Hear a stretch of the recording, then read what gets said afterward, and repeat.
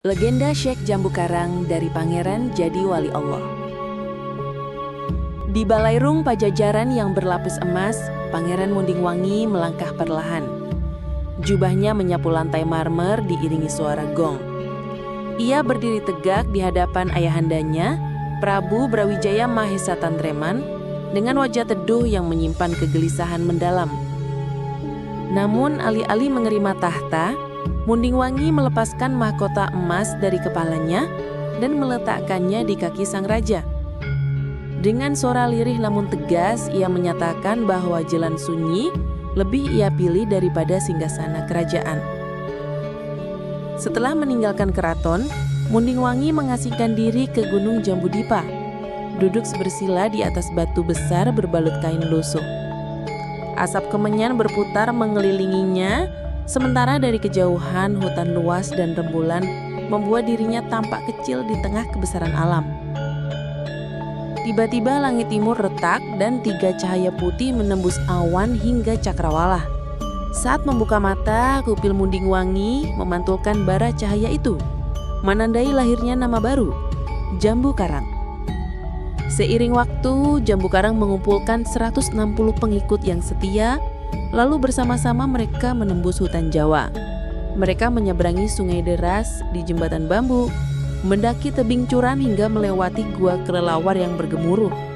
Dalam perjalanan itu, setiap kali Jambu Karang menghentakkan tongkat kayunya, bumi bergetar, seakan ikut merestui.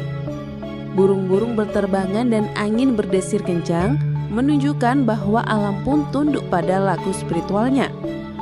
Sementara itu, dari lautan biru yang bergelora, sebuah kapal kayu besar berlayar membawa seorang ulama dari Arab bernama Syekh Atas Angin.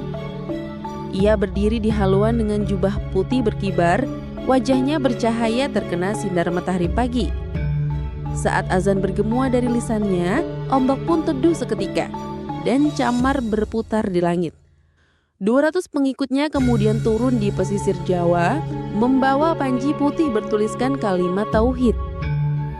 Perjalanan takdir mempertemukan Jambu Karang dan Syekh Atas Angin di lereng Gunung Cahyana. Jambu Karang duduk di atas batu hitam dengan mata berapi, sementara Syekh mendekat penuh tenang sambil mengucapkan salam.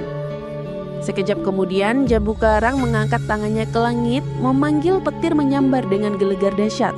Namun doa Syekh Atas Angin membelah kilatan itu, mengubahnya menjadi serpihan cahaya yang lembut. Setelah benturan itu, hati Jambu Karang luluh di bawah derasnya hujan. Lalu ia mengambil sebilah pisau kecil untuk memotong rambut dan kuku-kukunya. Rambut dan kuku itu jatuh ke tanah basah, menjadi tanda ia meninggalkan kesombongan dunia. Kemudian ia berjalan menuju sungai pegunungan yang jernih dan menyelamkan tubuhnya ke dalam alirannya. Saat ia bangkit, cahaya lampu turun dari langit menyelimuti dirinya sebagai pertanda tobat diterima.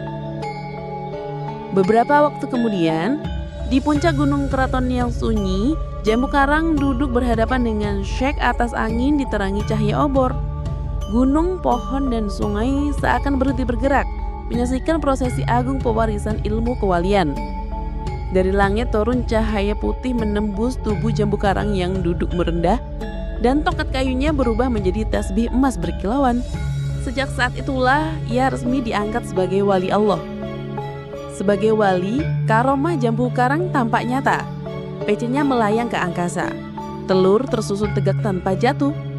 Air menggantung di telapak tangannya dan ayat Al-Quran bercahaya muncul di udara. Semua karomah itu disaksikan pengikutnya. Namun ia tetap rendah hati. Dalam close-up, wajah Jambu Karang tampak bersinar lembut dengan sorot mata penuh kasih sayang.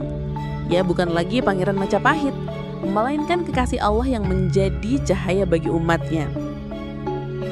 Berabad-abad kemudian, para peziarah mendaki Ardilawe dengan obor menyala di malam gelap. Mereka berhenti di petilesan yang menyimpan rambut dan kuku sang wali, dan dari gunung itu bercahaya, menjadi warisan iman abadi bagi tanah Jawa.